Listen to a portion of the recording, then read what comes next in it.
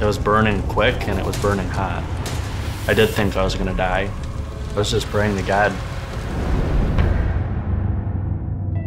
May 24th, 2023 is forever seared into the mind of Travis Standfast as the night he nearly lost everything. Fast asleep, his pregnant wife, Rachel, frantically woke him as smoke billowed up the stairs. The first floor of their two-story pole barn apartment was on fire. We actually ran to the window, and that's where her parents met us in the driveway and told us the barn was on fire. I remember my mother-in-law screaming and saying, "You need to jump." The window was about 15 to 20 feet above the driveway. Rachel had to go head first, and I helped my dog out the window. After that happened, I actually was trapped up there because the flames started coming up over the window, and that's when I decided that I was gonna run down and through the fire. I remember screaming, running through the barn, because I could feel myself basically hitting flames as I was running. Travis narrowly made it outside where he saw Rachel, unconscious, being pulled away from the flames by her parents. His skin burning, Travis ran into his in-laws' house adjacent to the pole barn to jump into a cold shower. At that point, I could see that my hands were burned. I could see that my pants had caught on fire and that my legs were pretty beat up. I didn't know how severe, the rest of it was. Really, the first thing that I did once I had a moment to collect myself is just pray, God, please be with my wife, and I just repeated it over and over and over. Firefighters and paramedics arrived to load Travis and Rachel into ambulances. In the ER, it was discovered that Rachel had a brain bleed from a fractured skull, along with third-degree burns from her legs to her torso. Unsure if she would survive and being 36 weeks pregnant, doctors opted to perform an emergency C-section. Meanwhile, Travis went into surgery for his extensive burns, which included his face.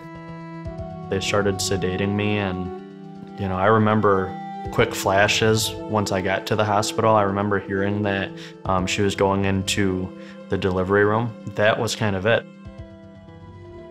Their families contacted their churches and hundreds began praying for them. A few hours later, the surgeons successfully stopped Rachel's brain bleed, saving her life. She and Travis would then get to meet their daughter, Brinley. There was not a scratch on her. She was perfect. God is so faithful. Day after day, we would pray for a body part to heal, and the next day the surgeon said, "It's healed. We don't need to regraft it." It was just incredible. My reaction once I was told that Rachel was all right, that Brinley was healthy, was, praising God. They're everything to me. Their path to recovery was painful. Travis underwent 3 surgeries while Rachel had 5. She required physical therapy due to the location and extent of her burns, but they and others continued to pray. God is the ultimate healer, and He has shown that to us from day one.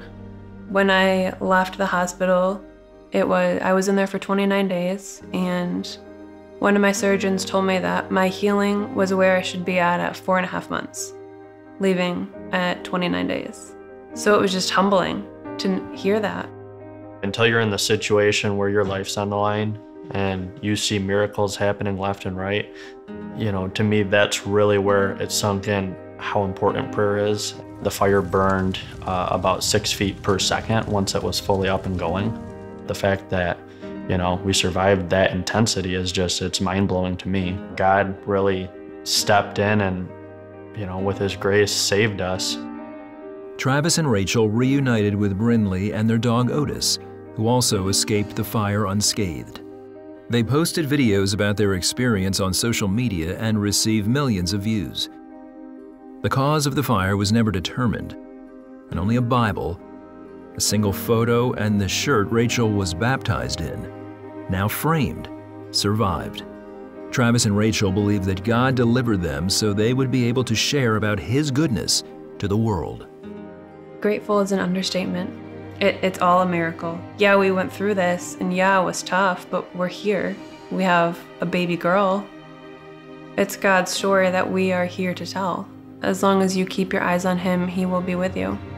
I credit all this to God.